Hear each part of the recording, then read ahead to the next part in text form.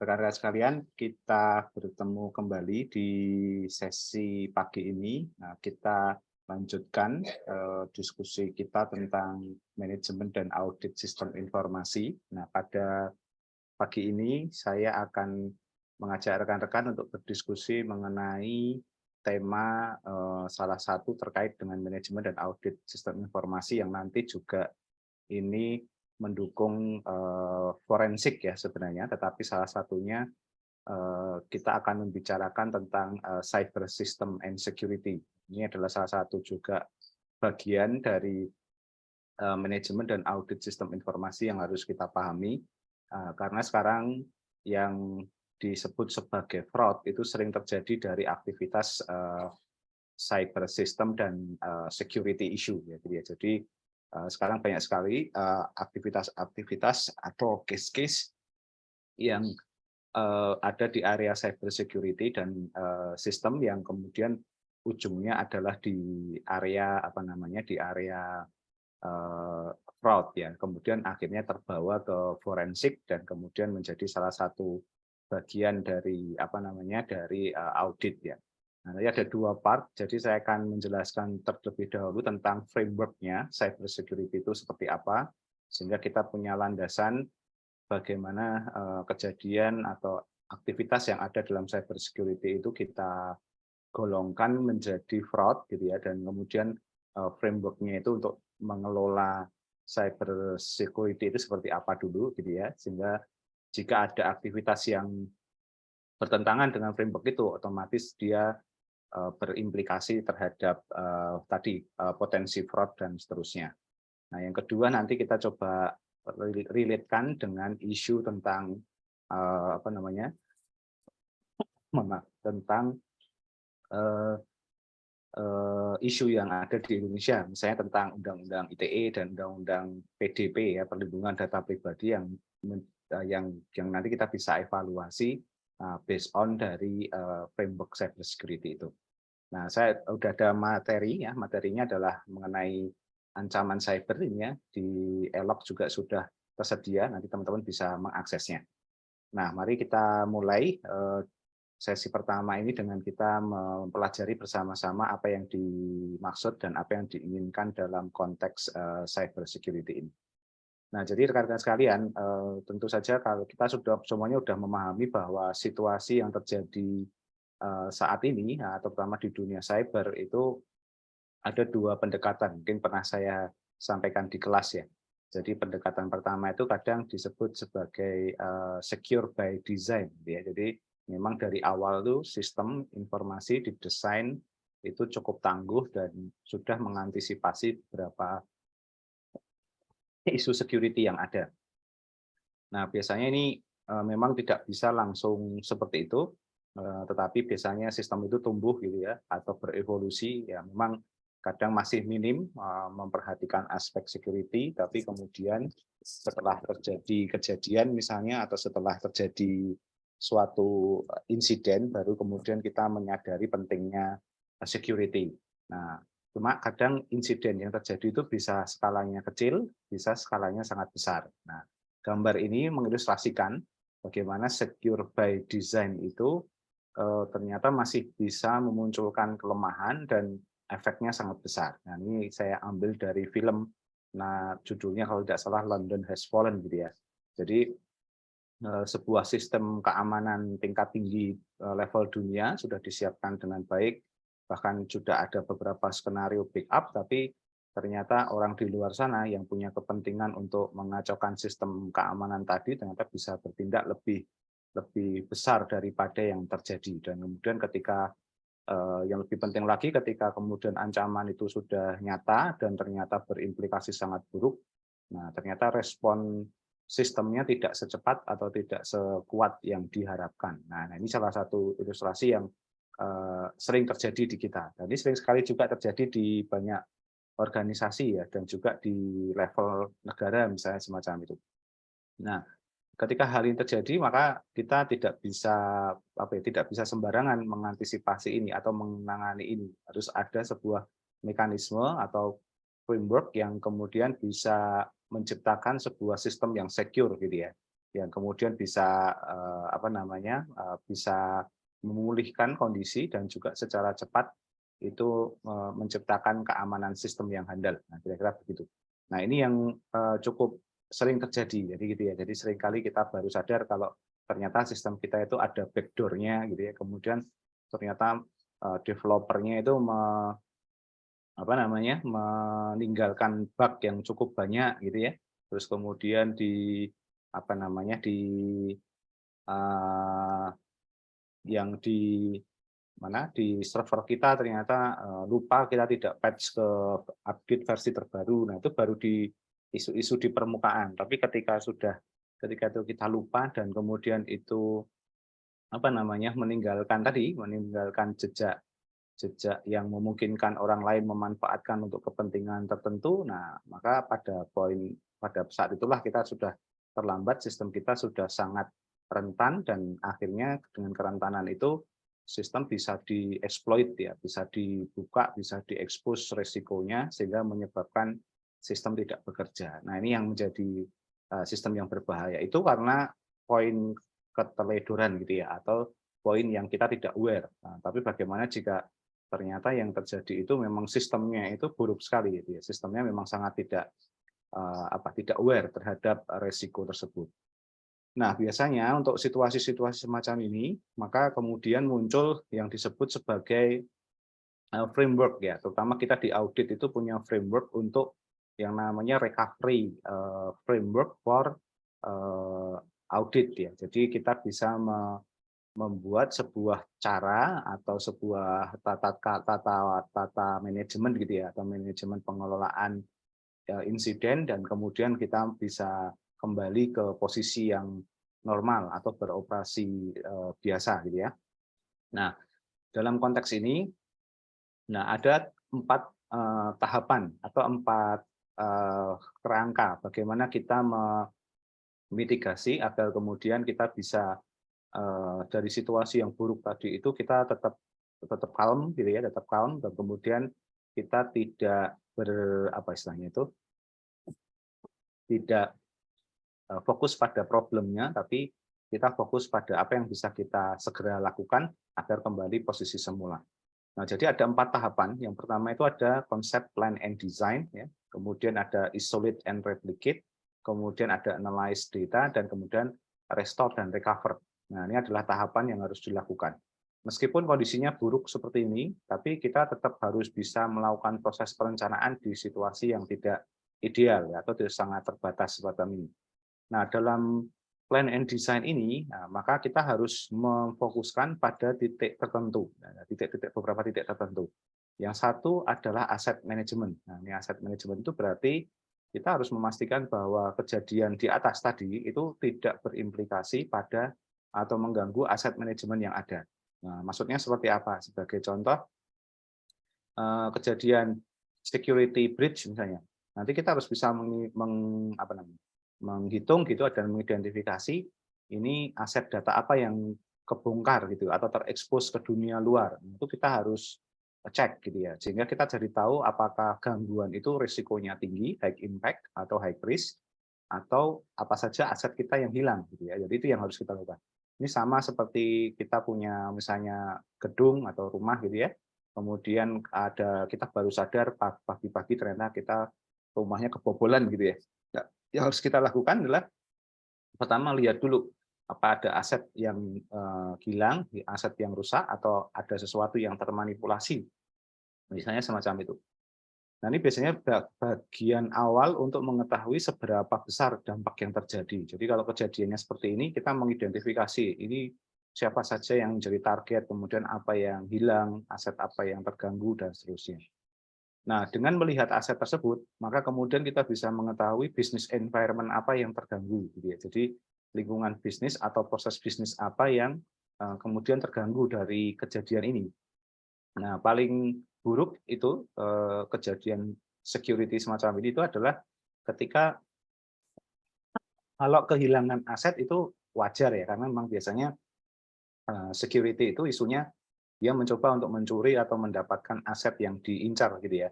Nah, tetapi yang lebih parah atau lebih sulit lagi itu adalah ketika misalnya yang dikejar itu adalah membuat bisnis proses kita tidak berjalan. Jadi perusahaan atau organisasi dibuat tidak bisa bekerja, atau perusahaan itu tidak bisa organisasi dibuat tidak punya kemampuan lagi untuk beroperasi. Nah, ini yang berbahaya. Nah, pada poin ini sebenarnya kita mengidentifikasi itu seberapa seberapa besar atau seberapa luas dampak dari security breach itu yang menyebabkan tadi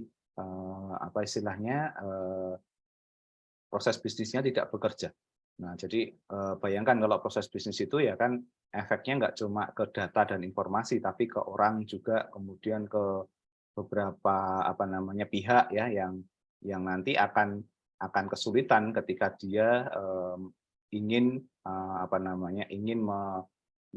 melakukan suatu hal tertentu gitu ya. Jadi sebuah perusahaan dibuat menjadi malfunction kira-kira gitu. Nah, ini yang bahaya. Jadi misalnya kalau teman-teman bekerja, misalnya bayangkan misalnya pengemudi ojol gitu ya, ojek online. Yang bahaya bukan aplikasinya yang gagal, tapi motornya dicuri. Nah, itu nanti jadi masalah gitu. Jadi nggak bisa bekerja. Nah, ini namanya business environment. Nah, kemudian yang ketiga adalah governance. Governance itu rules atau aturan main yang kemudian menyebabkan kita itu jadi melanggar aturan gitu ya. Jadi contoh misalnya di perbankan itu sering terjadi fraud ya, ketika misalnya ATM disalahgunakan gitu ya. Nah, itu harusnya ada limitnya untuk mengambil uang gitu, tapi kemudian dia bisa di-hijack, kemudian bisa dia bisa bisa ngambil uang dengan cukup leluasa. Nah, sehingga secara aturan main dia melanggar. Nah, ini juga berbahaya. Data pribadi itu juga berbahaya digunakan untuk hal-hal yang tidak semestinya gitu ya. Itu juga akan melanggar governance ya. Kemudian setelah itu kita melakukan risk assessment. Jadi risikonya itu dihitung, risikonya harus dikalkulasi. Nah, ini untuk biasanya risk assessment ini fokusnya ke arah mengklasifikasi apakah dari 3 poin di atas, aset, bisnis, dan governance ini seberapa besar risiko yang terjadi, atau istilahnya itu klasifikasi risikonya itu kalau paling gampang ya rendah, sedang, atau tinggi, atau mungkin ada klasifikasi-klasifikasi yang sifatnya itu spesifik ya. Kalau di dunia militer yang saya tahu mereka punya klasifikasi risiko yang sendiri, kemudian di dunia oil and gas juga sama, dan di dunia perbankan juga punya yang sama. Jadi kita rely on dari standar masing-masing, tapi konsepnya sama, mengukur dari 3 komponen sebelumnya, yaitu aset, bisnis, dan governance. Nah, dari kita melihat risk assessment ini atau tingkat atau klasifikasi risiko, kita baru bisa mengetahui strategi apa yang digunakan untuk menanggulangi ini. Jadi gitu. Jadi apa yang harus dilakukan? Jadi gitu. Nah, jadi apakah kita biasanya klasifikasi risiko itu kemudian membuat kita memiliki kemampuan untuk menyusun strategi ya, prioritas terutama. Jadi mana dulu yang harus kita amankan. Jadi kalau misalnya kejadiannya ini terjadi di banyak kota atau di daerah ibu kota itu ada 10 spot yang diserang oleh teroris misalnya gitu, mana yang harus diprioritaskan dulu. Nah, ini harus ditentukan. Jadi karena tidak mungkin kita mendeploy atau mempush semua sumber daya yang untuk menangani itu apa istilahnya ready semua begitu ya. Jadi hampir impossible. Jadi kita harus prioritas dulu. Karena situasi genting itu nggak memungkinkan kita untuk serta-merta kita punya kemampuan yang tidak hanya mobilisasi ya, tapi kondisi spesifik atau urgent semacam itu tuh kadang kemampuan idealnya itu juga terganggu. Jadi tidak memungkinkan kita untuk bisa kemudian menyelesaikan semua lokasi atau semua spot yang terganggu gitu ya. Nah, ini salah satu tantangan untuk melakukan hal tersebut gitu ya. Oke.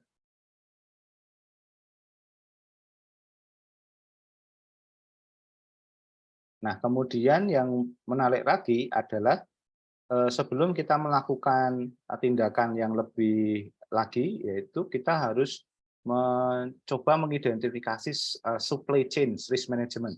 Nah, ini kalau kita udah tahu prioritasnya mana, kita harus identifikasi juga ini supply-nya cukup apa enggak untuk bisa menangani prioritas tadi. Jadi kadang, jadi tadi kalau kita relate-kan dengan yang sebelumnya, kalau yang terganggu itu aset dan bisnisnya, maka otomatis supply chain-nya itu terganggu. Gitu ya.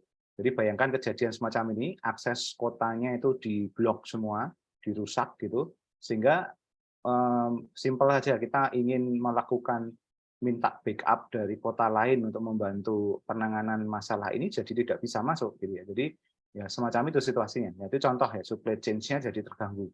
Nah, bayangkan kalau itu terjadi di dunia cyber, nah itu akan sulit sekali untuk menangani permasalahan tersebut karena supply chain-nya yang diganggu. Jadi ini kalau kayak gini memang itu menunjukkan. Nah, jadi kalau sekaligus ini juga untuk memberikan gambaran, ada beberapa kejadian itu yang memang by design ya, by design itu diskenariokan. Jadi sudah well planned. Jadi serangannya itu terencana gitu ya. Nah, itu sangat mungkin terjadi. Nah, ketika dia memenuhi aspek ini, dia menghilangkan aset manajemen, kemudian dia menyerang business environment, kemudian tata kelolanya juga diganggu, kemudian risknya sangat tinggi semua, dan sampai pada kesimpulan bahwa supply chain-nya itu terganggu, maka pada poin ini sebenarnya kita punya kesimpulan kejadian serangan itu bersifat ini tadi yang saya sebutkan by design atau terencana. Nah, itu baru bahasa kejahatan ya, klasifikasinya adalah kejahatan yang sempurna atau kejahatan yang terencana. Nah, kita jadi tahu di belakangnya berarti ada grand skenario atau ada pihak yang memang secara khusus mendesain agar hal ini terjadi. Nah, sama juga di dunia cyber ya. Kalau teman-teman masih ingat ada Snowden, ada ke isu-isu tentang anonymous gitu ya. Itu kita bisa melihat itu by design apa tidak. Nah, ini yang harus dipahami. Jadi kita melihat poin pertama ini sebagai seorang auditor, maka kemudian kita punya kemampuan untuk menilai apakah kejadian di atas tadi itu kejadian yang sifatnya itu by design atau hanya insidental. Jadi insidental itu sifatnya ya ad hoc saja, ya kira-kira begitu. Nah, ini yang harus kita kita perhatikan. Nah, yang kedua, kalau ini sudah terpenuhi, nah ini biasanya kalau di auditor kadang kita bisa saja melakukan pekerjaan audit itu hanya mengakses ini di poin 1 ini. Jadi mengakses kejadian ya, seberapa besar atau mengklasifikasi kejadiannya itu saja. Wah, nanti kesimpulannya tadi, oh ini berarti kejadiannya by accident gitu ya, atau oh ini hanya ad hoc saja kok, karena terjadi karena keteledoran admin, misalnya bug-nya tidak ditutup, misalnya semacam itu. Atau sebaliknya, kalau ini terjadi karena ada skenario di belakangnya, jadi kira-kira begitu. Nah, ini bisa dilakukan seperti itu. Nah, tetapi sebenarnya kalau secara komprehensif ya auditor tidak hanya berhenti di sini ya, boleh berhenti di sini kalau memang request-nya hanya sampai sini. Nah, nanti kalau ingin dilanjutkan, biasanya tahap keduanya adalah kita melakukan isolasi dan replicate. Nah, ini mungkin teman-teman masih ingat di konsep forensik yang kita bahas minggu lalu ya, 2 minggu yang lalu. Nah, jadi isolate dan replicate itu seperti teknik di forensik yang disebut sebagai freezing ya, freeze ya. Jadi plug and play, jadi di unplug kemudian di freeze atau dibekukan. Nah, isolate ini tujuannya untuk memastikan bahwa tempat kejadian perkara atau accident-nya ini tidak kemudian merembet ke yang lain. Jadi kalaupun yang hancur di spot ini ya biarkan dulu saja gitu. Jadi tidak ke mana-mana. Nah, kemudian direplikasi. Direplikasi itu agar kemudian kita mengambil data yang terjadi di lokasi itu kita gunakan untuk dianalisis. Biasanya kayak gitu. Nah, ini ada beberapa poin yang perlu kita lakukan, perlu kita cek. Yang pertama adalah tentu saja kita mulai mengecek yang namanya akses kontrol. Jadi akses kontrol itu kita melihat siapa saja pihak-pihak yang bertanggung jawab sebenarnya atas kejadian di atas. Jadi ini otoritasnya siapa? Kok bisa semacam ini? Jadi kenapa kok tidak terantisipasi gitu ya? Jadi ini harus kita identifikasi.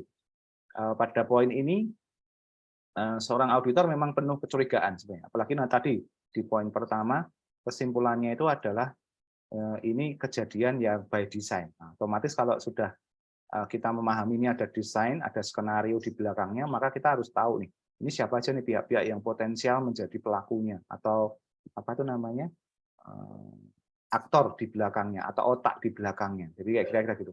Nah, ini udah mulai nih. Jadi makanya kalau beberapa auditor atau expert yang sudah berpengalaman, mereka tuh sudah punya list ya. Oh, kalau kejadian cyber security-nya sampai sejauh ini, biasanya siapa yang bisa melakukan. Itu sudah ada listnya. Jadi kita udah mulai berpikir bahwa oh ini pelakunya ini. Meskipun kadang tidak dia direct ya, tapi bisa menggunakan pihak lain atau sebaliknya dianya diorder oleh pihak yang lain. Nah, kira-kira begitu. Nah, itu namanya access control. Jadi nggak cuma ngecek user dan password-nya benar, itu bukan gitu. Tapi ini lebih kita mencoba mendalam lagi siapa otak di belakangnya. Nah, ini nanti bisa menggunakan analisis yang cukup banyak ya gitu ya. Nah, kemudian kita lihat awareness and training. Ini maksudnya bukan kita melakukan pelatihan, bukan. Tapi kita mengecek apakah kejadian-kejadian ini sudah pernah disampaikan belum? Apa sudah pernah ada awareness bahwa ini potensial terjadi belum? Jadi situasi terburuk ya bagi sebuah sistem informasi itu ketika kita apa namanya kita menyadari bahwa ternyata kejadian seperti ini itu belum pernah disampaikan potensi kejadiannya. Nah, itu buruk sekali. Jadi apalagi kita yang di bidang cyber security misalnya, itu belum pernah sama sekali diberikan wacana bahwa ada kejadian yang sangat dahsyat semacam ini. Nah, ini yang berbahaya. Berarti kita tidak mengantisipasi kemungkinan potensi terburuk yang terjadi. Nah, ini nanti otomatis kita harus mengupdate-nya. Saya paham mungkin beberapa case itu kadang apa istilahnya itu kadang memang ada kejadian yang extraordinary yang kemudian belum pernah kejadian sama sekali. Tapi nggak apa-apa. Itu menjadi knowledge management. Maka kita butuh semacam knowledge management untuk memastikan bahwa kejadian itu nanti masuk dalam resiko ke depan, kira-kira begitu. Jadi misalnya kayak gini, wah ternyata dulu serangan terorisnya biasanya langsung direct, tapi ini bisa mensabotase satu kota. Nah, perubahan polanya kita introduce, kita jelaskan, dan kemudian menjadi awareness. Nah, ini penting sekali. Makanya penting sekali sebagai seorang auditor itu punya awareness atau pengetahuan tentang kejadian-kejadian seperti ini sangat banyak, gitu ya. Pernah menangani banyak kasus. Nah, itu akan membantu kita membentuk sebuah pemahaman yang sama. Nah, kemudian kita cek data security. Nah, ini kita melihat integrity checking. Kalau tadi kan aset ya. Nah, sekarang kita lihat datanya. Nah, datanya gitu apakah ada integrity data yang terganggu. Nah, ini biasanya digunakan untuk melihat apakah dari kejadian itu kemudian terjadi aset yang rusak, kemudian business environment yang diganggu, apakah kemudian data jadi kacau. Nah, gitu ya. Jadi, wah ini akan berbahaya. Kejadiannya misalnya sistem perbankan dibobol, kemudian dia nggak nyuri apapun, tapi mengacak gitu. Jadi mengacak misalnya nomor rekening saya nomor 1 berubah menjadi atas namanya orang lain dan diacak. Nah, ketika itu terjadi maka integritinya menjadi sangat terganggu. Nah, ini yang bahaya. Otomatis apa? Ini tujuannya, motifnya adalah membuat distrust atau membuat ketidakpercayaan dari sistem existing yang berjalan. Nah, ini yang bahaya sekali. Nah, kalau terjadi semacam itu, wah itu akan menyebabkan sistem menjadi kolaps ya, kemudian tidak bisa dipercaya, bahkan recovery-nya mungkin sangat sulit gitu ya. Nah, ini yang nanti akan menjadi tantangan tersendiri bagi kita. Kita harus mengantisipasi hal-hal semacam itu. Makanya lazim kan di sistem itu double backup, kemudian dilakukan backup secara menyeluruh, nggak cuma data tapi sistem dan seterusnya. Nah, kemudian nanti yang berikutnya adalah ini information protection. Nah, ini harus dilakukan. Jadi, apakah ini juga nanti perlu dicek apakah jangan-jangan selama ini informasi yang kita punya itu tidak diprotek dengan cukup bagus. Jadi hanya sementara saja. Nah, jadi hanya seadanya. Nah, kalau itu terjadi maka akan bahaya. Makanya apa namanya dorongan untuk data itu dienkripsi, kemudian data itu apa namanya manage dengan cukup baik itu menjadi salah satu keharusan ya bagi kita. Nah, ini yang menjadi penting untuk dikerjakan ya. Jadi semacam itu. Nah, dan juga nanti kita harus melihat apakah information prosedurnya itu dilakukan dengan cukup berkualitas apa tidak. Jadi jangan sampai nanti dengan kejadian seperti ini, apa namanya, kejadian yang membuat chaos gitu ya, itu kemudian informasinya itu malah makin liar. Nah, ini yang menjadi bahaya. Nah, ini yang harus diwaspadai.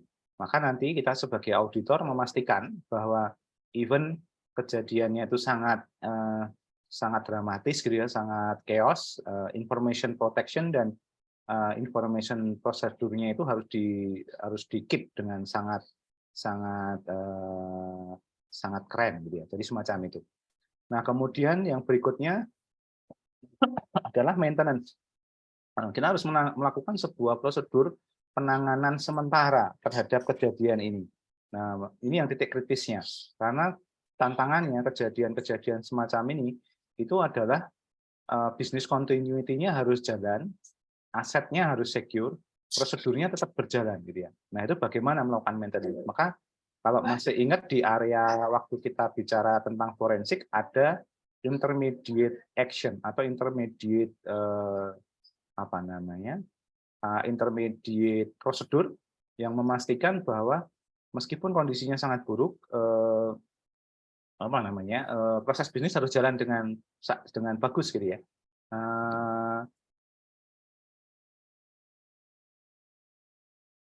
Nah, ini yang kemudian harus dibuat. Makanya kadang ada semacam prosedur khusus ketika itu hanya dijalankan ketika kondisi-kondisi yang tidak ideal tadi.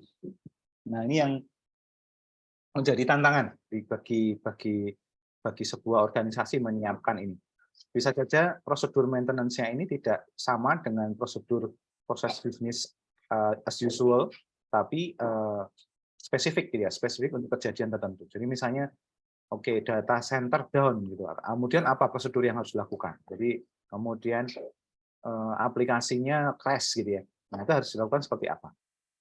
Biasanya nanti ada semacam ini dilengkapi dengan yang namanya protective technology. Atau protective technology itu adalah sebuah lingkungan teknologi yang memang disiapkan secara khusus. Ini kalau bahasa di security, protokol khusus memastikan ketika resiko itu terjadi atau chaos tadi terjadi, prosedur itu berjalan di secure protokol atau di secure environment. Jadi kadang beberapa organisasi melakukan prosedurnya adalah oke, berarti untuk saat ini karena terjadi situasi yang tidak menentu, maka modelnya dibuat offline semua. Jadi transaksinya offline, nggak boleh online dulu, misalnya kayak gitu. Atau online tapi pakai VPN, misalnya kayak gitu, pakai pakai secure connection sendiri, ya, kira-kira gitu. Tidak menggunakan jalur internet biasa. Nah, itu nanti bisa apa namanya, bisa di-deploy di sini. Nah, setelah itu, ini hasilnya apa? Nah, hasilnya ini adalah diusahakan proses bisnis atau organization activity-nya itu jalan. Meskipun ya pelan gitu ya, meskipun pelan, mungkin masih menggunakan loketnya pakai tenda darurat dan sejenisnya gitu ya, jadi semacam itu. Nah, itu harus dikerjakan meskipun sangat-sangat terbatas ya. Sama seperti ketika ada bencana alam itu ya. Jadi ya yang penting jalan dulu, masyarakat yang ngungsi dapat makan dulu, dapat tidur, dapat pengobatan gitu ya. Dibuat shelter-shelter dan seterusnya. Nah, itu semacam itu. Nah, ini sama, nanti kita harus melakukan itu. Nah, antara 1 dan 2 ini nanti salah satu challenge terbesarnya bagi auditor adalah waktu. Nah, seberapa cepat kita bisa mengusulkan dan merumuskan tadi apa namanya jalannya sebuah sistem atau prosedur dengan kondisi yang sangat terbatas. Nah, nanti biarkan itu berjalan beberapa saat sampai kondisi normal. Nah, sehingga kemudian kita bisa maju ke tahap ketiga, yaitu analyze data. Nah, jadi kalau ini sudah jalan, nanti akan ada tim yang menghandle recovery-nya. Nah, maka kemudian kita melakukan analisis data. Nah, yang pertama, analisis yang kita lakukan adalah anomali. Ya. Jadi kita harus mendetek adanya anomali dan event yang men-trigger itu terjadi. Nah, jadi kita collecting data ya, dari berbagai macam device, gitu ya, bisa server, bisa kamera, bisa report atau bisa apapun yang itu mungkin ada di sekitar kejadian, gitu ya, yang kita deteksi itu bisa mendukung apa namanya mendukung tadi kita bisa menunjukkan adanya anomali apa tidak. Nah, itu perlu dicek ya, dan kemudian event ya, jadi gitu. Makanya penting banget forensik dipakai, teknik forensik dipakai, kita amankan log servernya, kita amankan log CCTV-nya, kita amankan log user aksesnya untuk melihat apa yang sebenarnya terjadi. Dan kemudian mungkin ada event-event apa yang menyebabkan itu kemudian men-trigger terjadinya permasalahan tadi, kira-kira gitu. Nah, kalau itu dilakukan, maka sebenarnya di teknik ini kita sudah menggunakan forensik. Kalau pengalaman ini tampaknya memang kalau kejadiannya terutama tadi ya, yang memang kejadiannya itu terencana itu, maka mau nggak mau harus pakai teknik forensik ya, tidak bisa evaluasi atau assessment biasa. Nah, kemudian nanti sambil jalan kita melakukan security continuous monitoring. Jadi kita harus tetap memastikan lubang atau kejadian resiko yang muncul tadi itu tidak merembet kemana-mana. Nah, ini yang cukup bahaya.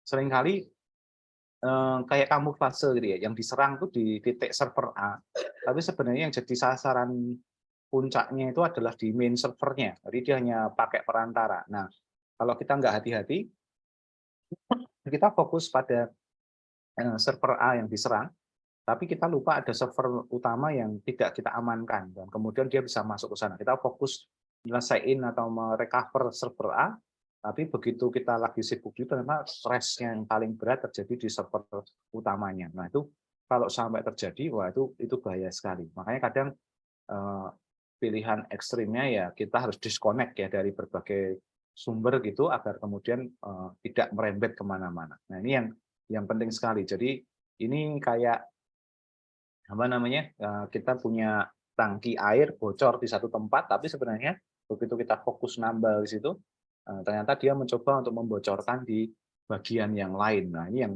cukup apa namanya, cukup merepotkan biasanya semacam itu. Dan itu sering terjadi semacam itu. Jadi melakukan kamuflasenya itu cukup luar biasa. Makanya kadang tekniknya itu adalah ada tim yang fokus ke server A tadi, tapi tim yang lain itu monitor. Makanya ini pentingnya ada monitoring. Monitoring agar itu tidak terjadi anomali di server yang lain. Nah, kira-kira gitu. Nah, kemudian kita juga perlu detection processes. Nah, ini nanti perlu menggunakan teknik-teknik yang advance seperti menggunakan tekniknya machine learning atau deep learning yang memungkinkan kita itu bisa melakukan detection secara otomatis ya dari data yang sangat banyak. Karena kalau menggunakan pengamatan orang ya tentu saja akan kesulitan, apalagi kalau datanya atau objek yang harus diamankan itu cukup banyak. Nah, ini yang menjadi tantangannya semacam itu. Maka nih teman-teman yang di S2 Computer Science ini detection process ini menjadi mainan kita. Ya, kita bisa pakai banyak sekali algoritma atau teknik-teknik di machine learning atau untuk analisis data yang bisa mendukung ini untuk detection processes. Nah, kemudian ini kita perlu mengidentifikasi adakah keterlibatan dari apa yang namanya itu human dan juga engine. Kalau bahasa saya gitu. Jadi ini namanya signature based behavioral analysis engine.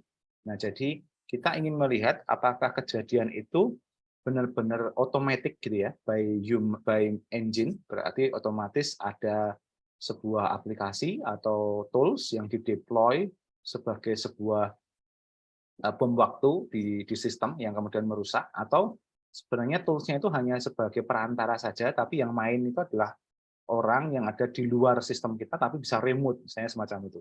Nah, jadi itu nanti perlu dilihat. Jadi apakah ini kejadiannya memang ada sistem yang diinjek dan kemudian sistem itu berkembang sendiri dan akhirnya dia berefek sendiri di dalam gitu, atau dia hanya sebenarnya membuka celah kemudian ada orang yang bisa masuk dari luar. Nah, ini perlu dilihat. Jadi ini untuk mengetahui benar apa namanya proses kejadiannya itu seperti apa, kira-kira gitu. Nah, ini harus dilakukan. Dan ini sebenarnya analisis data ini purely menggunakan teknik forensik ya, menggunakan teknik forensik. Semua tools, semua pendekatan, semua cara menggunakan forensik. Nah, setelah itu dari hasil analisis ini kemudian kita maju ke proses yang keempat, yaitu restore dan recover. Nah, jadi restore dan recover ini secara cepat kita melakukan respon planning. Jadi kalau udah jelas analisis datanya seperti apa, kita membuat planning untuk melakukan mitigasi dan recovery sebenarnya. Jadi bagaimana kemudian memastikan bahwa sistem kita itu dalam beberapa saat itu sudah bisa up and run lagi, kira-kira begitu. Nah, ini namanya respon planning. Nah, kemudian ini juga harus dikomunikasikan ke beberapa pihak yang nanti terlibat. Kadang kalau kita melibatkan pihak ketiga sebagai konsultan, nah kita harus komunikasi juga. Kemudian dengan board of director juga sama. Mungkin dengan beberapa pelanggan potensial kita harus melibatkan mereka. Jadi ini penting sekali untuk communication. Kemudian kita analisis apakah respon planning-nya itu efektif. Jangan menunggu kejadian berikutnya atau report yang tidak baik baru kita lakukan remitigasi gitu ya.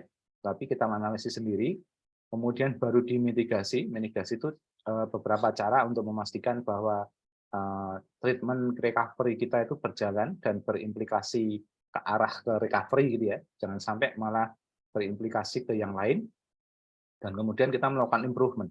Nah, ini ujungnya memang nanti perbaikan sistem atau sistem yang recover gitu ya, dengan peningkatan kualitas security yang lebih baik. Nah, ini adalah teknik ya atau mekanisme bagaimana kemudian kita bisa segera mungkin dari kejadian yang sangat buruk gitu, itu bisa kemudian kita bisa recover secara cepat gitu kira-kira begitu. Nah, biasanya di organisasi saat proses 1, 2, 3, 4 ini ada SLA-nya, ada service level agreement. Berapa lama ini harus tercapai secara waktu. Misalnya di-declare kalau kejadiannya itu jam 1 malam ya recover sebelum jam 7 misalnya kayak gitu. Atau yang lain kira-kira begitu. Nah, ini sering terjadi. Nah, berikutnya kita memang kalau ini sudah dilakukan ketika kejadian itu, maka sebenarnya kita harus segera masuk ke fase ini level pertama ya. Level pertama itu level immediate response atau respon cepat kita yang diharapkan dari kejadian itu. Tapi dengan kejadian itu biasanya kita perlu melakukan ini preparation ya.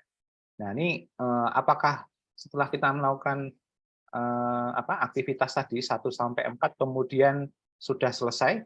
Nah, ternyata tidak. Karena bisa jadi itu akan terulang terjadi atau akan terjadi dalam bentuk yang lain. Nah, kira-kira begitu. Nah, ini yang nanti perlu diantisipasi. Makanya kita perlu lebih melakukan preparation. Harusnya normalnya kalau kejadian tadi sudah ada, organisasi kemudian harusnya jauh lebih prepare atau sudah bisa mengantisipasi kalau ada atau mungkin potensi kejadian berikutnya. Nah, biasanya kemudian kejadian tadi itu kita masukkan dalam sebuah tabel. Bisa bentuknya tabel atau sistem gitu ya. Tapi idenya adalah kita mengidentifikasi serangan. Makin banyak kita diserang, maka makin banyak juga list of attack yang pernah kita lalui.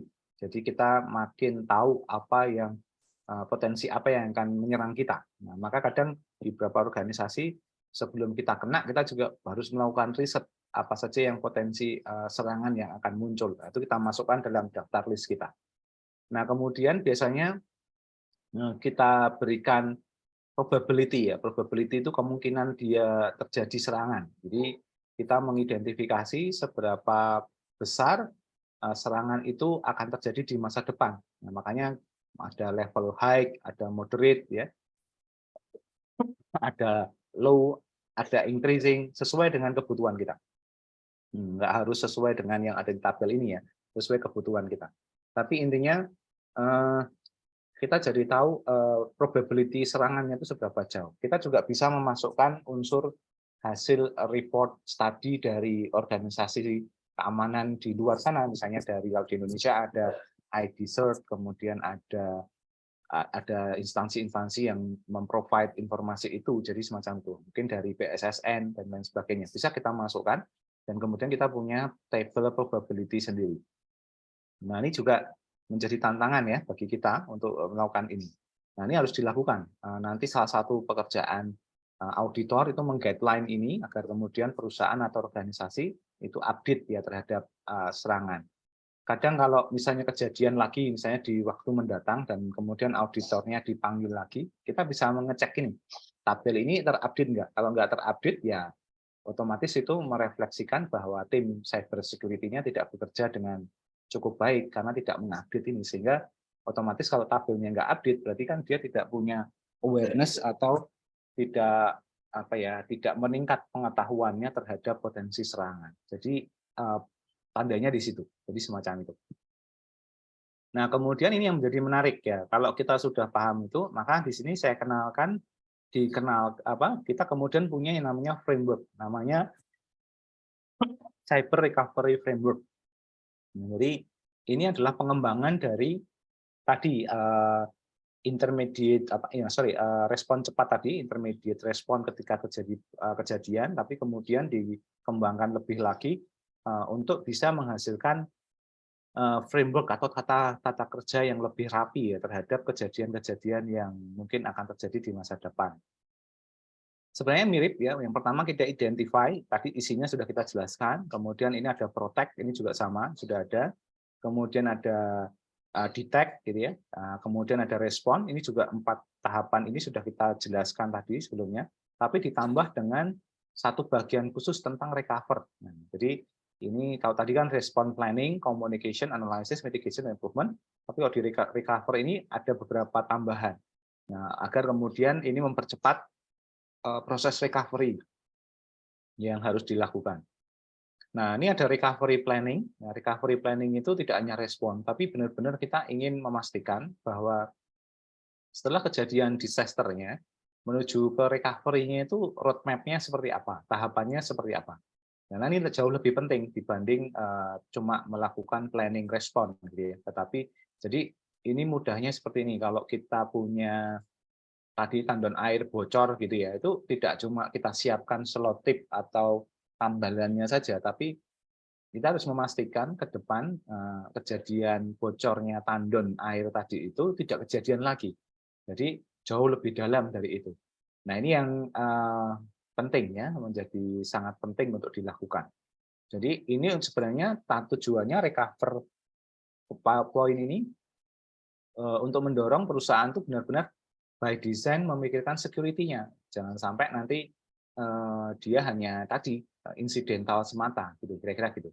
Nah, kemudian nanti ada isolation atau namanya air gap ya. Jadi kita kemudian makanya di beberapa tempat di data center misalnya itu menerapkan konsep DMZ ya, demilitarized zone ya. Nah, jadi zona-zona yang memang itu sangat strict sekali, user-user umum tidak boleh masuk. Hanya orang-orang VIP, orang-orang yang benar-benar direkognisi benar gitu ya, yang boleh memasuki wilayah tersebut. Jadi ini perlu dilakukan dan di dalamnya itu adalah ditempatkan aset atau sistem atau teknologi yang memang sangat sensitif, kira-kira begitu. Kemudian ada nih Vault Security Analytics, ya ini kita butuh lagi. Ini adalah teknik bagaimana kita lebih progresif ya untuk menganalisis potensi kejadian-kejadian di masa depan. Ini jauh lebih advance. Dan nanti ada recovery manajemennya juga. Nah, ini tantangannya di situ nanti. Nah, ya, ini menjadi penting juga nanti ya di cyber recovery framework ini sebagai contoh ini poin-poin pentingnya. Jadi ada beberapa SLA atau service level agreement yang harus dipenuhi untuk memastikan proses recovery-nya berjalan dengan baik gitu ya. Jadi ada recovery time, waktu recovery-nya, recovery point, kemudian ada nature of disaster-nya, kemudian ada impact of disaster, kemudian ada juga geographic diversity, kemudian logical separation, data volume, dan juga recovery processes ya.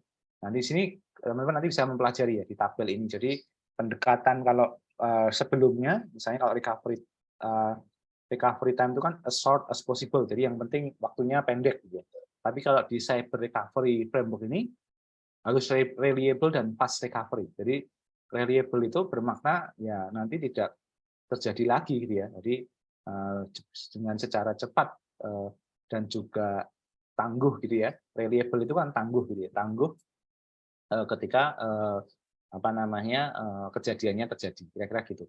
Nah, ini catatannya nih, reliable recovery is critical to address data corruption. Jadi ini juga penting sekali. Meskipun demikian juga fast ya. Jadi ini waktu bisa di-maintain. Kemudian recovery point ini biasanya kalau di traditional disaster recovery itu ideally continuous ya, terus menerus ya. Tapi kalau di sini one day on average. Jadi recovery point-nya itu 1 hari harus sudah recover, kira-kira gitu. Karena kalau kita pakai, kalau recovery point-nya ini lebih lama, maka otomatis akan mengganggu business environment. Nah, ini akan bahaya. Kemudian nature of disaster, ya, jadi semacam itu juga harus kita lihat apakah dia umum, besar, gitu ya, berlaku di semua area atau hanya individual, hanya di mesin, di aplikasi atau di data dan seterusnya. Nah, kemudian impact of disaster-nya di mana? Ya, kemudian kalau ada geographic diversity itu biasanya kita lihat apakah itu terjadi hanya di satu spesifik location atau bagaimana. Nah, kemudian nanti apa namanya logical aspiration ini terkait dengan tadi ya, aset-aset yang sensitif, important atau tidak dan seterusnya. Kemudian data volume juga nanti berapa besar data yang terkena gitu ya. Dan kemudian recovery proses ya. Nah, nanti kalau biasanya kalau di cyber recovery framework ini diusahakan menggunakan dynamic recovery ya, jadi semacam itu.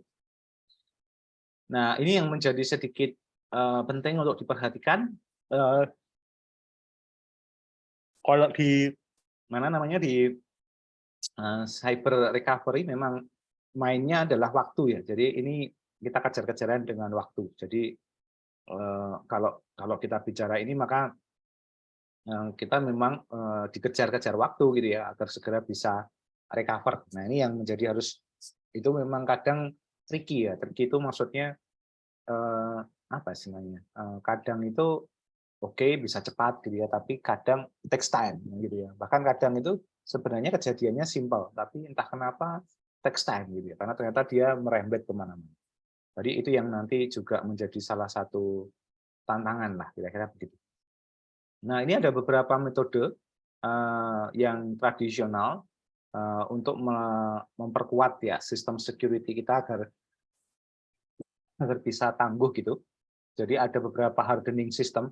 Contohnya adalah kita membuat security policy, ya, tata kelolanya, kebijakannya, kemudian memanfaatkan kriptografi, gitu ya, mendeploy, memasang firewall, menyiapkan intrusion detection system agar kemudian kita punya kemampuan untuk detection, backup, ya, kemudian auditing system, digital forensik dan penanganan pasca insiden. Tapi ternyata ini juga masih ada pertanyaan apakah ini cukup tangguh apa enggak. 7 hardening system ini ternyata masih tradisional. Jadi mungkin untuk beberapa hal oke, dia bisa handling beberapa hal yang esensial saja, tetapi ketika nanti kita berhadapan dengan extraordinary event, insiden, maka saya rasa juga tidak cukup begitu ya, semacam itu. Maka kadang kita perlu melakukan beberapa tambahan, jadi menambahkan mekanisme hardening system itu dengan beberapa yang lain. Contohnya adalah penetration test ya.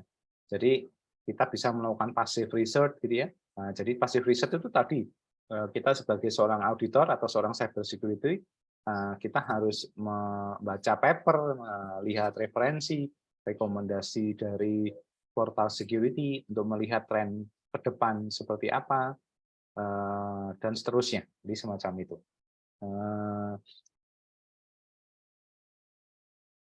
Dan kemudian kita juga perlu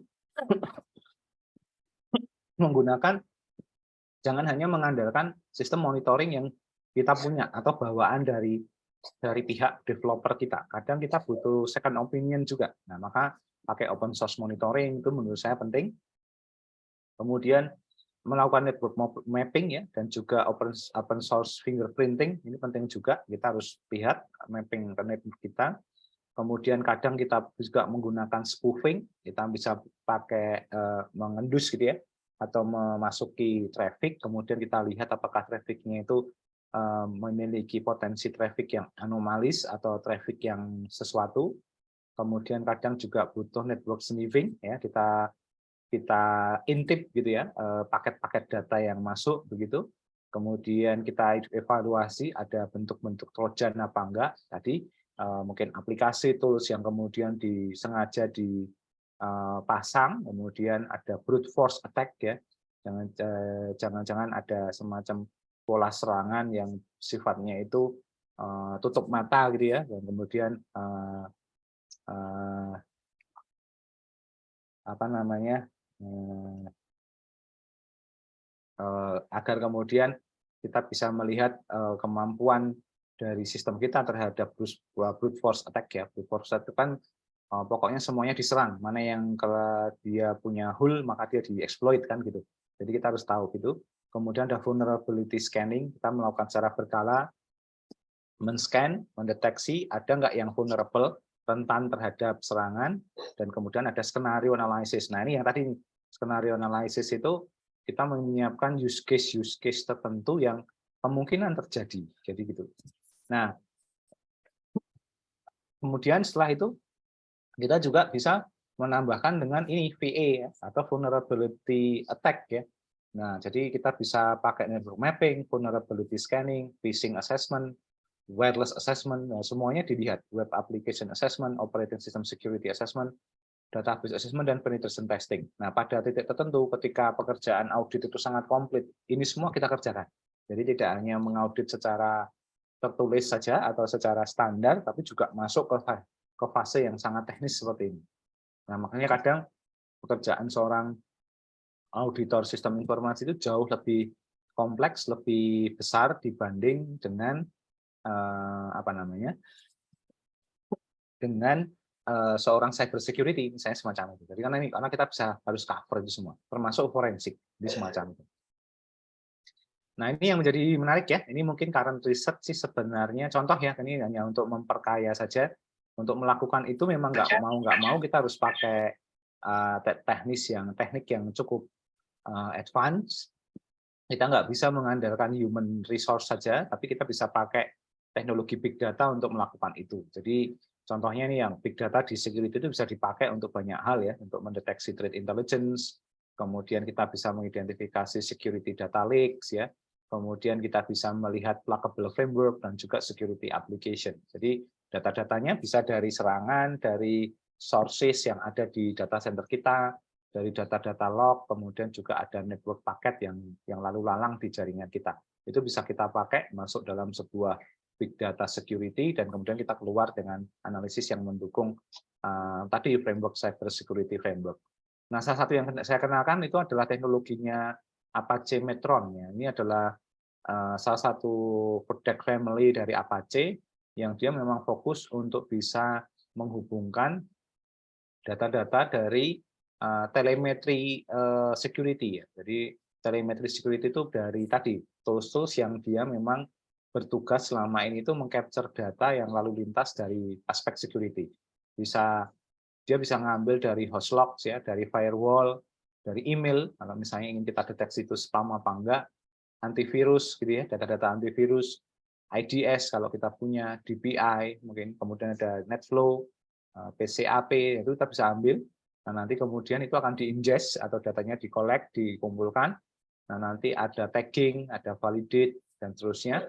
Nah, kemudian nanti dilabeli, sehingga kemudian kita bisa punya real-time search, kemudian ada dashboard-nya, data modeling, sehingga kita punya semacam, kalau kita sebut sekarang konsepnya seperti CTI, atau Cyber Threat Intelligence. Ya. Jadi ada security monitoring-nya, tapi juga ada deteksinya atau prediksinya. Jadi gitu. Jadi ada machine learning-nya lah, ada AI-nya di dalamnya. Nah ini sedang kita kerjakan juga di lab ya saat ini. Jadi kita ambil data sebanyak mungkin dari security endpoint gitu ya, kemudian ada beberapa dari mesin yang punya log kayak firewall dan seterusnya. Ini beberapa mahasiswa S1 malah mengerjakan itu. Ada yang bermain di apa tuh namanya di lock server, ada yang di lock di CPU-nya, ada yang di lock macam-macam gitu. Kemudian bisa juga pakai IDS, ada yang juga lagi mengerjakan Snort gitu ya, ada yang pakai apa itu yang bawaannya Kali Linux tuh Wireshark gitu ya. Kemudian ada network data dan kemudian ada juga dari luar.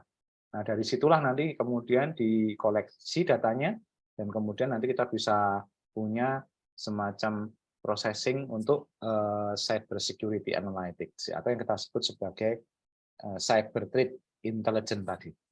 Nah, ini sebagai contohnya kayak gitu. Ini masih ongoing, ini mesin yang berjalan untuk melakukan itu. Ini Gamma Cloud, ada 9 node. Kalau teman-teman pas hari biasa sempat ke lab nanti melihat mesin ini. Meskipun beberapa udah dibongkar karena rusak gitu ya. Nah, ini contohnya datanya seperti ini, ada data timestamp-nya, ada data source-nya. Ini kan tadi dari Snort, dari tools telemetrinya, ada IP source address-nya, ada IP destination, dan kemudian ada metadata banyak sekali. Nah, sehingga ini bisa digunakan untuk macam-macam gitu ya. Nah, ini yang dilakukan. Nah, ini adalah salah satu framework yang kita pakai untuk melakukan apa namanya tadi cyber security system recovery ya, sehingga mungkin teman-teman nanti bisa menangkap bagaimana itu apa namanya dikerjakan kira-kira begitu ya. Oke. Nah, untuk memperkaya ini mungkin teman-teman saya akan share satu lagi yang materi satu lagi, tapi mungkin ini agak lebih ke arah yang lain gitu ya untuk melengkapi itu. Mohon ditunggu sebentar, saya stop dulu. Jika ada pertanyaan silahkan disampaikan, bisa via chat juga nggak masalah. Kalau misalnya sulit untuk open mic, sambil saya siapkan yang satunya ya. Bentar. Pak Mardhani, ada satu, ya ini curious aja sih. Oke. Kalau sekarang kan di Angel, kantor, saya kesulitan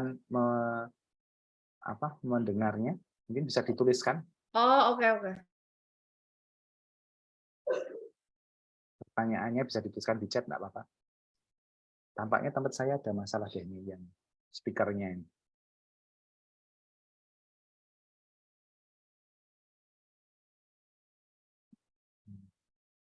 Sambil saya cari ini.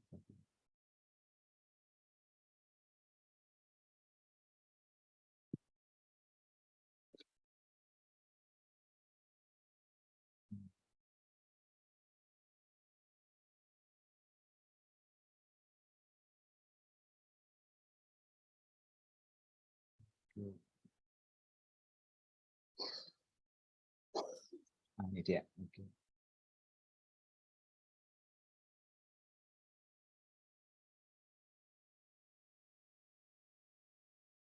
Nah, oke. Ini saya masukkan.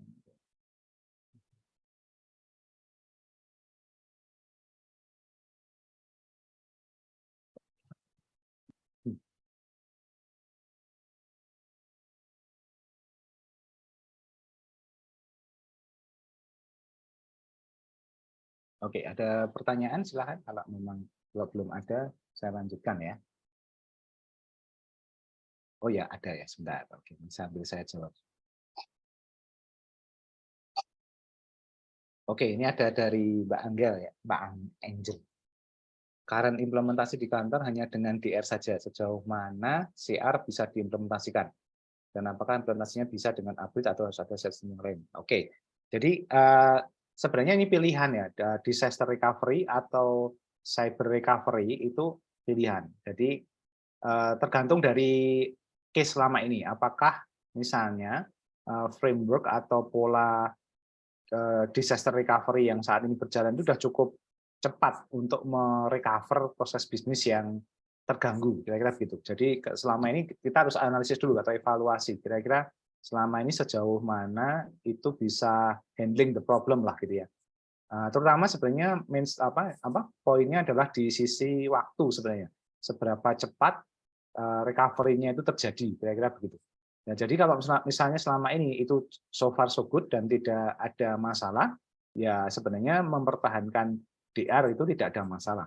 Tapi begini, kalau misalnya kemudian ternyata DR kita tidak bisa mengantisipasi event yang extraordinary yang tiba-tiba muncul.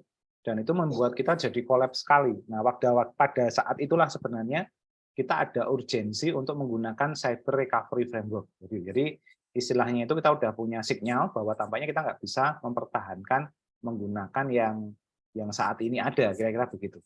Nah, itu sebenarnya. Nah, nanti caranya sebenarnya bukan melakukan sistem yang baru, tapi di DR di-upgrade ke CR, karena sebenarnya tinggal satu komponen saja yang tadi yang di recovery saja yang ditambahkan. Ya, jadi dari DR tadi. Jadi sebenarnya lebih simpel nanti semacam itu. Kalau organisasi punya disaster recovery itu jauh lebih baik karena untuk menuju ke CR jadi lebih mudah. Jadi lebih simple, tidak berat gitu ya. Jadi semacam itu. Tapi kalau organisasinya itu sama sekali belum punya hal tersebut, nah sebenarnya ini kesempatan baik untuk langsung pakai yang CR. Jadi kalau sekarang saya sering merekomendasikan itu ya langsung ke CR saja karena memang sekarang kejadiannya tidak bisa diantisipasi kalau menurut saya. Jadi kalau dulu itu tipe-tipe serangan, tipe-tipe security issue itu ya gitu-gitu aja lah gitu ya. Tidak terlalu merepotkan dalam artian masih bisa diantisipasi. Tetapi mulai ke sini kan mulai tidak bisa diantisipasi. Maka akan lebih baik kalau kemudian kita lebih lengkap treatment-nya, kira-kira begitu. Nah, itu nanti semacam itu. Di UGM sendiri masih pada level disaster recovery ya. Dan itu masih belum full ya kalau saya setahu saya. Jadi masih DR. Jadi kalau kita belum ya tadi kadang belum ada momentum atau kejadian yang memantik organisasi itu untuk beralih ke CR ya, gitu semacam itu.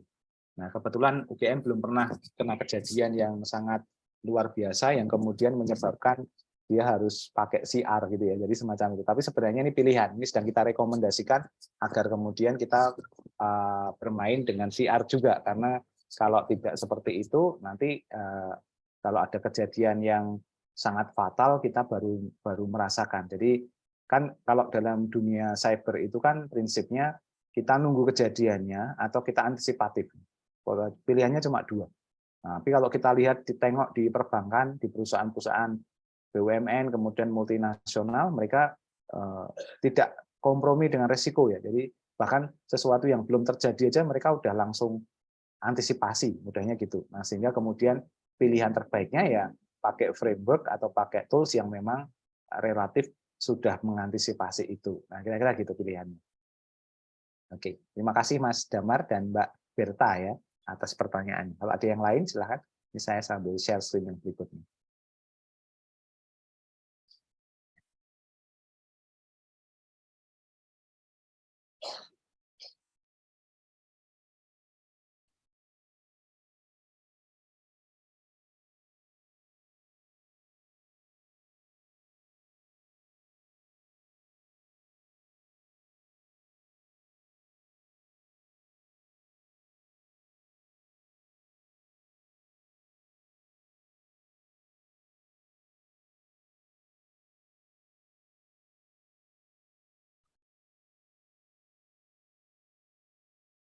Oke. Nah, di poin kedua ini sebenarnya saya ingin memberikan ilustrasi ya tentang apa yang salah satu isu yang perlu kita aware sebagai seorang auditor dan bagaimana melihat konstelasi perlindungan security di kita ya, di negara kita. Nah, yang case-nya adalah tentang perlindungan data pribadi. Nah, ini sekaligus saya ingin memberikan ilustrasi. Ini nanti yang kita bahas yang kedua ini sebenarnya nanti menjadi salah satu example apa yang akan teman-teman kerjakan di final test atau di ujian akhir ya. Jadi kan seperti saya sampaikan kita akan menggunakannya berbentuk project base sehingga nanti melengkapi apa yang sudah teman-teman buat sebelumnya gitu ya. Nah, pada kesempatan ini saya ingin juga sekaligus memberikan informasi bahwa bagaimana sih model UTS kita gitu kira-kira gitu ya.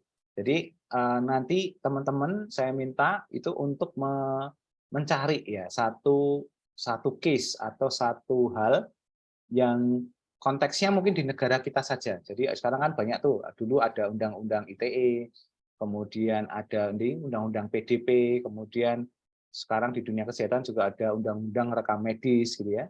Nah, itu teman-teman bisa menggunakan itu sebagai pintu masuk mengidentifikasi satu case yang mungkin akan terjadi dan itu akan head to head dengan undang-undang tersebut, kira-kira begitu. Dan kemudian nanti teman-teman melakukan analisis dihubungkan dengan beberapa analisis terkait dengan literatur yang sudah ada sebelumnya.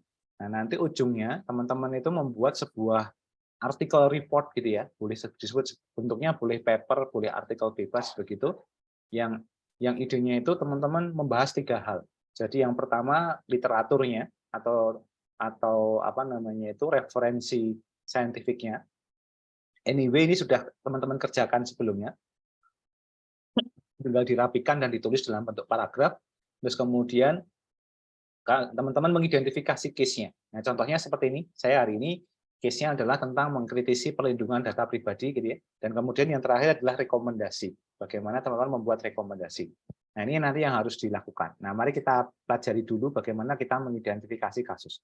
Nah, ini idenya adalah eventnya adalah perlindungan data pribadi atau yang kemudian kita punya undang-undang namanya Undang-Undang Perlindungan Data Pribadi yang itu cukup membuat banyak pihak kemudian berpikir banyak ya terkait dengan isu yang terjadi. Bukan pada sisi ternyata isunya yang muncul bukan pada sisi apa namanya sisi undang-undangnya, tapi teknis di lapangannya yang ini jadi masalah. Ya.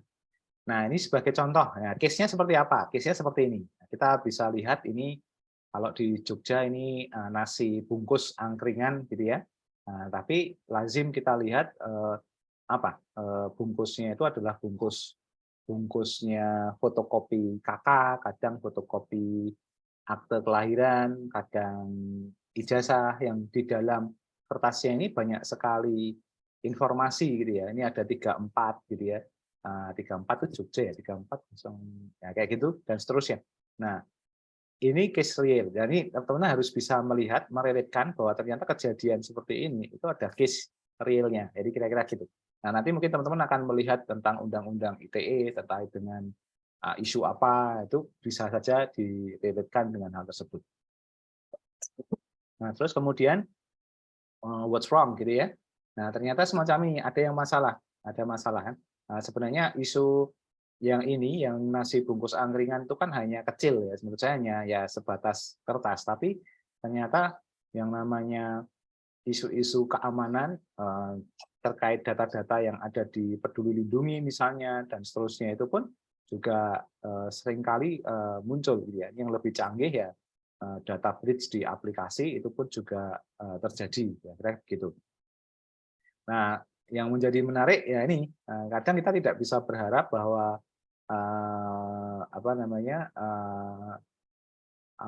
tidak bisa berharap bahwa orang lain jangan menyerang kita karena by default ketika kita sudah running dalam sebuah sistem ya, otomatis sistem kita itu memang menjadi objek serangan kira-kira gitu. Nah, ini sebagai gambaran kan semacam ini. Nah, ada yang menarik lagi kalau kita hubungkan dengan undang-undang PDP tadi. Data yang kebocoran data di Indonesia cukup banyak ya dari kurun waktu 1 tahun di tahun 2020 sampai 2021 teman-teman bisa melihat ini dari Tokopedia 91 juta data, bineka.com 1,2, KPU itu 2,3, kemudian Bukalapak 13 juta, ada Cermati 2,9. Ini memang yang mengerikan ya. BPJS itu 279 juta. Jadi hampir semua data kependudukan itu penduduk Indonesia di BPJS itu kan terbreach gitu ya, BRI Live dan seterusnya. Nah, ini sebagai contoh. Nah, teman-teman kemudian mulai aware bahwa oh ya ternyata ada masalah di sini berarti. Jadi semacam itu. Nah, ini yang menjadi menarik ya. Tadi sudah saya sampaikan kita ingin shifting dari secure by accident menjadi secure by design gitu. Nah, agar tidak terjadi hal-hal semacam ini. Tadi kita sudah sebutkan juga kalau kita pakai menggunakan cyber recovery framework, kita bisa mempelajari bagaimana menganalisisnya, bagaimana menyiapkan agar kemudian kita bisa lebih siap untuk menangani permasalahan-permasalahan yang terjadi tadi. Nah, ini tadi menggunakan beberapa tingkatan. Nah, kita masuk ke Undang-Undang PDP. Nah, kenapa undang-undang ini tidak bisa atau punya tantangan ketika case-case itu terjadi gitu ya.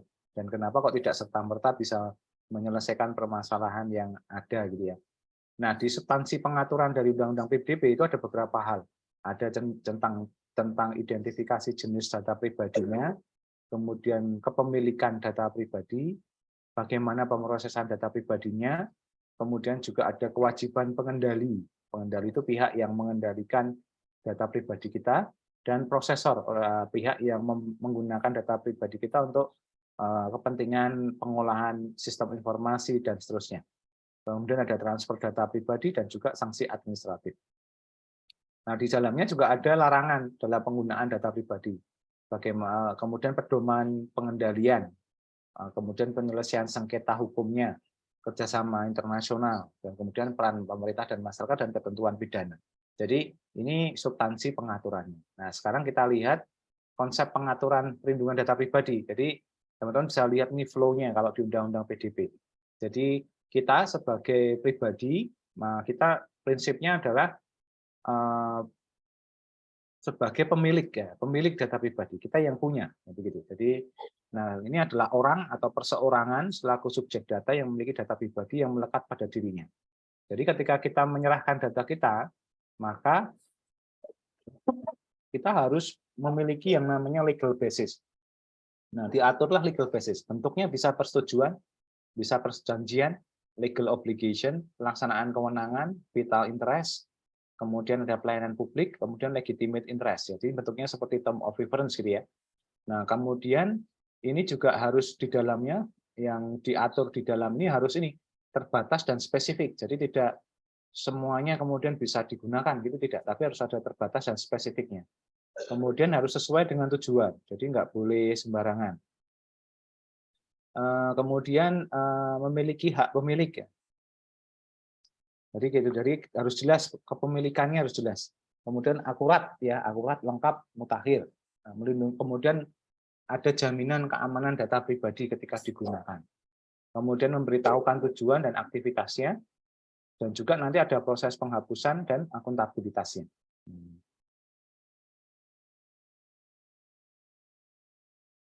Nah, yang menarik lagi, nah ketika ini sudah disetujui, sudah oke, maka kemudian data pribadi tadi masuk kepada pengendali data pribadi. Nah, pengendali data pribadi itu bisa pemerintah.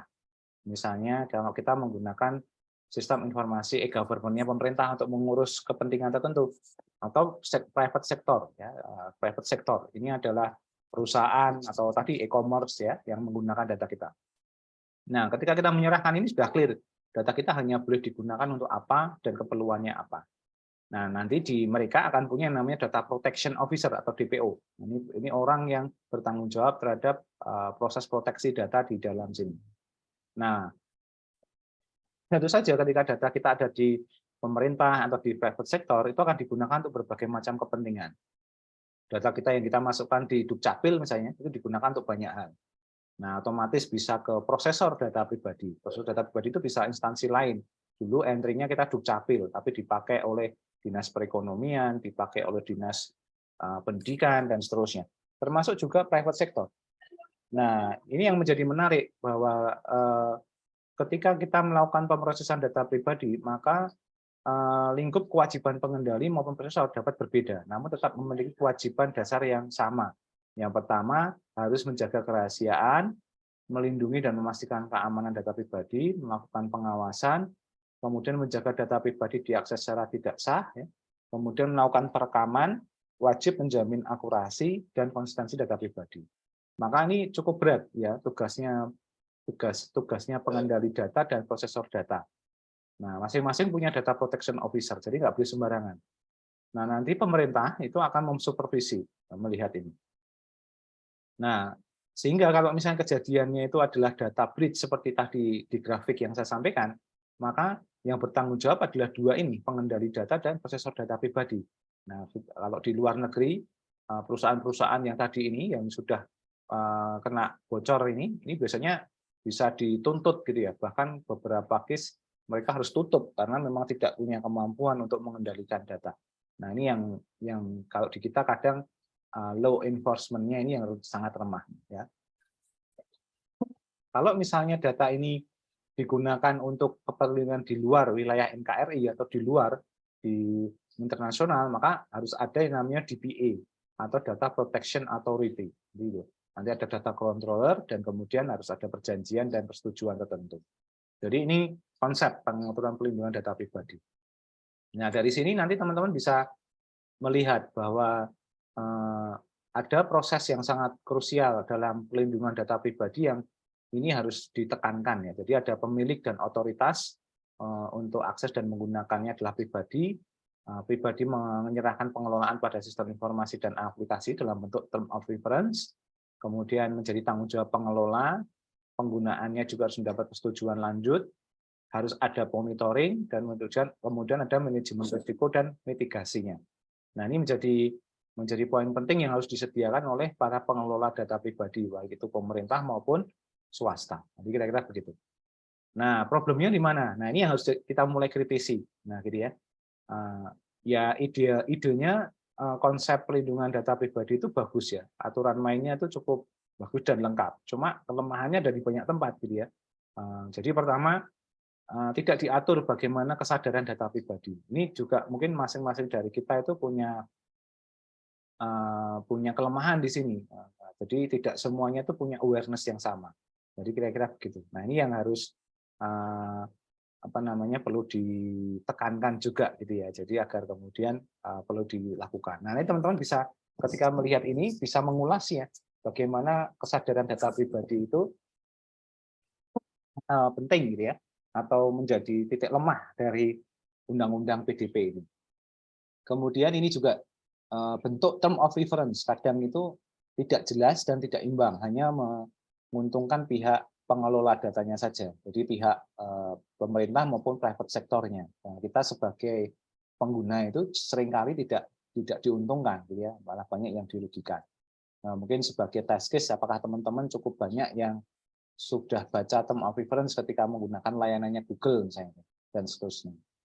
Nah, kemudian ini juga sama, scope dan proses ini kadang tidak jelas ya, harus di-clear-kan. Kemudian ini juga sama, pemerintah apakah cukup kuat dalam melakukan proteksi sebagai pengendali data pribadi. Ini juga nanti perlu dilakukan. Proses pengolahannya juga perlu dimonitor dengan sangat kuat. Kemudian pemerintah apakah cukup kuat atau cukup mampu melakukan handling isu ya. Karena kan ini jadi monopoli. Nah, juga sama, bagaimana mengatur pihak di luar negeri terutama yang contoh, apakah kita bisa kuat menekan Google, kita cukup kuat menekan Facebook, misalnya dia menggunakan data kita secara tidak layak, misalnya semacam itu. Nah, ini harus diperhatikan. Ya, jadi kita mulai mengkritisi hal-hal semacam ini.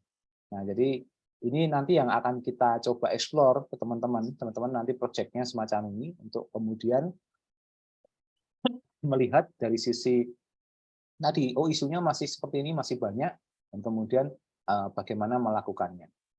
Nah, ini yang menjadi, kemudian dari sisi ini, kalau kita lihat dari problem yang terjadi ini, maka kita masih punya banyak PR ya. Pertama, belum ada punishment kalau terjadi kebocoran data.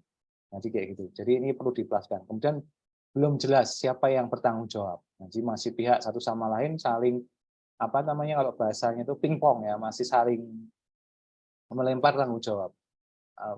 Kita di Indonesia tuh banyak lembaga yang in charge tapi tidak komprehensif. Jadi too much. Jadi lembaganya itu banyak yang mengatur, ada BSSN, lembaga sandi negara, ada apalagi Menkominfo dan lain sebagainya, tapi nggak jelas gitu. Kemudian positioning data tunggal ektp. Kemudian datanya banyak yang scattered atau terpisah-pisah di banyak aplikasi. Dan kemudian potensi data breach itu ada di mana saja. Nah, ini perlu kita headline. Jadi semacam itu. Nah, sehingga kita perlu ini sebuah framework untuk pengaturan data pribadi itu ya dari sisi ini yang kita harus kuatin ya. Jadi kalau bahasa saya ya identifikasi dan kualifikasi sumber datanya harus jelas. Kemudian standarisasi data primer, jadi data strukturnya harus clear juga. Identifikasi data tidak terstrukturnya harus jelas. Kemudian data flow manajemennya didefinisikan. Kemudian nanti pengelolaan data untuk laporan dan analisis, keamanan dan backup data, dan data ownership-nya. Nah, ini yang perlu dilakukan. Nah, nanti ini yang menjadi PR, bagaimana kita mempush agar ini benar-benar secure by design. Jadi produk hukumnya ini harus dibuat progresif, kemudian ada undang-undang ITE, undang-undang PDP, gitu ya. Kemudian ada peraturan perundangan pendukung lainnya, ini harus diimplementasikan konsisten dalam konteks penindakan ya. Jadi law enforcement, kemudian ini juga perlu work with example. Nah, belum ada institusi yang dihukum karena kebocoran data. Dan kemudian ada enforcement atau awareness. Masyarakat harus dibuat sadar tentang pentingnya hal ini. Nah, kira-kira begitu. Nah, ini nanti tantangan kita, rekan-rekan sekalian. Ini sebagai contoh bagaimana kita mengilustrasikan proses yang terjadi ini ya, jadi semacam itu. Nah, untuk keperluan apa namanya, kita melakukan proses untuk ujian akhir semester. Nah, dengan kata lain, teman-teman satu itu diminta untuk mencari tadi ya, mungkin saya sambil menuliskan saja ya, biar nanti teman-teman lebih mudah menangkapnya. Mohon sebentar, saya buka PowerPoint saja biar lebih enak.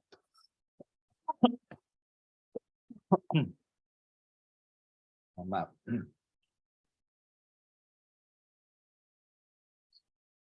Oke.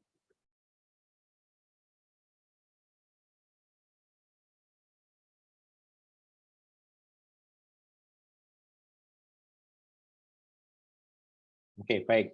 Nah, untuk UAS-nya, berarti teman-teman, instruksinya adalah yang pertama, itu teman-teman mencari ya, dan menentukan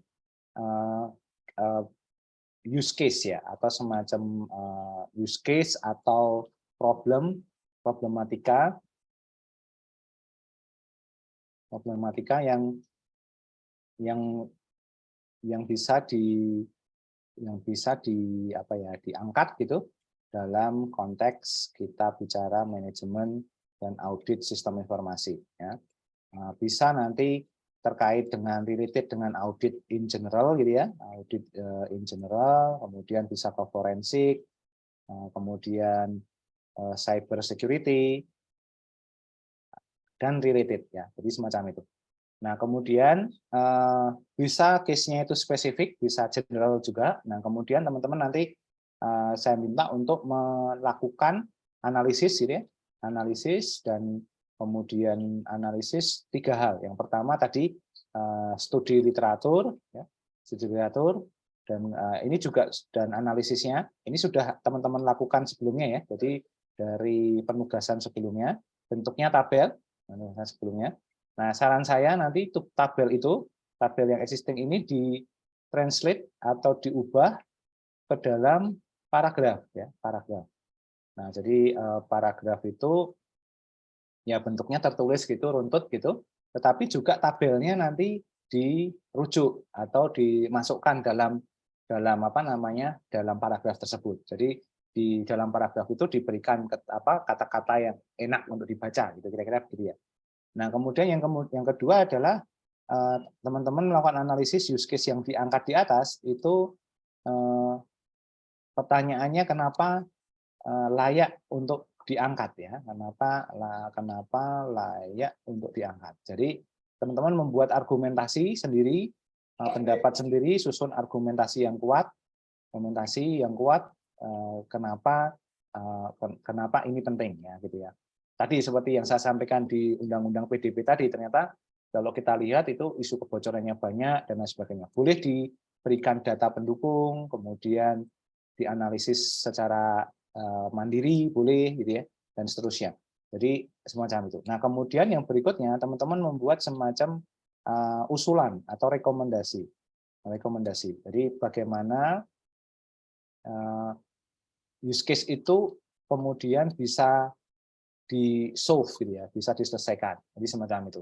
Ya, ini nanti bisa based on dari pendapat rekan-rekan sendiri, pendapat mahasiswa gitu ya, dan juga diperkuat dengan mungkin diperkuat dari referensi. Jadi teman-teman juga bisa merefer, oh ternyata kalau kejadiannya seperti ini, maka based on referensi yang saya punya, itu rekomendasinya adalah kita masuk ke big data analytic untuk security, misalnya semacam itu.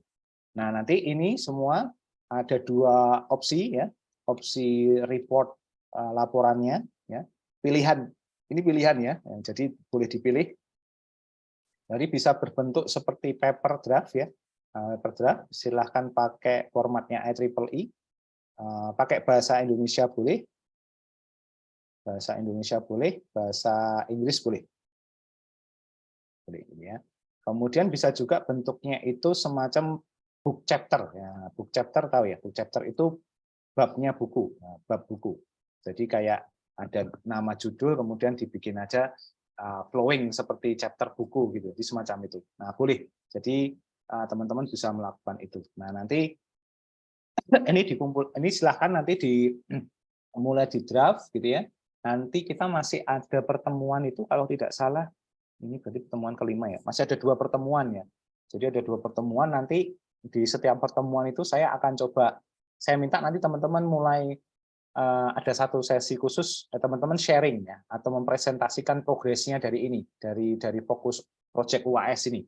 Nah, nanti nggak apa-apa misalnya minggu depan minggu yang sebelum yang akan ketemu itu teman-teman tinggal sudah baru bikin kerangka, nggak apa-apa gitu. Mungkin sudah ada beberapa di copy paste masih kasar, nggak apa-apa. Nanti kita coba arahkan. Jadi semacam ini sekaligus berlatih kita membuat rekomendasi dan report dari pekerjaan audit, kira-kira begitu. Ya, kira-kira itu yang nanti dilakukan. Nah, oke, mungkin ada kira-kira begitu. Nanti ini diteruskan sampai selesai. Boleh ya menambahkan gambar, diagram, taruh di situ, ilustrasi boleh ya. Jadi tidak harus sesuatu yang saintifik sekali. Jadi semacam itu. Itu boleh dimasukkan. Nah, nanti disubmit ketika tanggal ujian. Nah, kira-kira begitu. Baik, ada pertanyaan untuk yang ini, untuk proyeknya. Nanti saya tuliskan lebih rapi lagi dan akan saya share nanti di di elok ya, agar bisa menjadi panduan. Gitu. Pak, mau tanya Pak. Mohon maaf, tampaknya saya tidak bisa mendengar. Kalau bisa di chat saja pertanyaannya, mohon maaf. Ini tampaknya speaker saya bermasalah.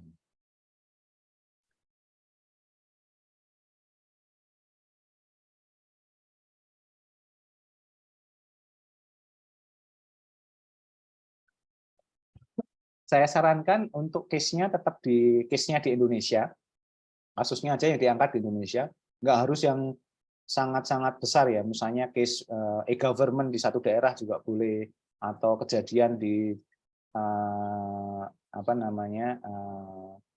apa istilahnya itu, yang lain juga boleh di perusahaan atau something gitu. Kalau di luar mungkin agak sulit ya, nanti kita mungkin lebih down to earth kan gitu ya, di semacam itu. Kalau saya sarankan di Indonesia.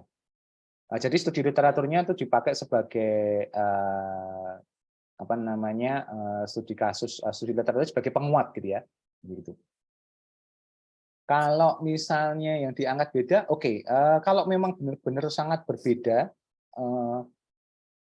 studi literatur yang sudah dibuat itu bisa dipakai sebenarnya. Jadi mungkin tapi tidak harus tidak harus sesuatu yang sangat sangat spesifik gitu, yang in general saja. Jadi semacam itu. Jadi usahakan studi literatur yang sudah dibuat itu tetap dipakai, kira-kira begitu ya. Tapi kalau misalnya ternyata ternyata berbeda sekali, boleh menambahkan, ya, boleh menambahkan 1-2 boleh, ya. Kemudian book chapter, book chapternya ini satu orang satu ini aja, satu satu bab saja. Jadi ini tidak perlu banyak-banyak. Jadi satu orang satu chapter, tapi di dalam satu chapter itu kan nanti ada beberapa subbab gitu ya. Jadi sebenarnya sama kayak paper kan, ada pendahuluannya, gitu kan, ada literaturnya, kemudian ada metodologi, ada discussion kan gitu.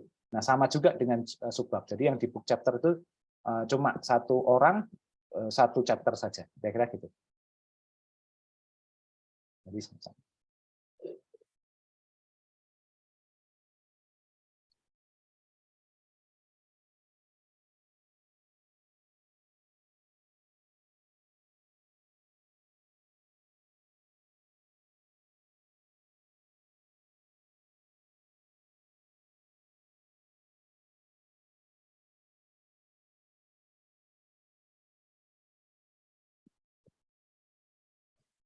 Oke ya.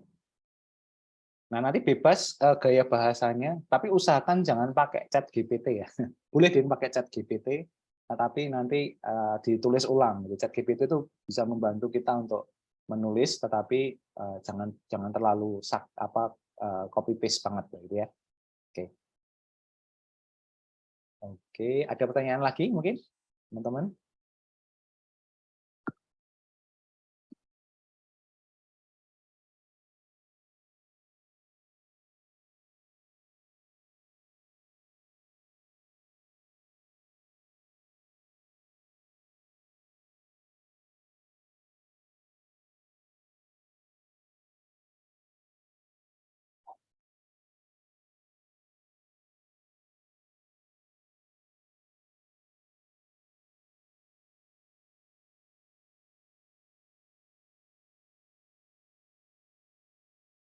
Oke, baik.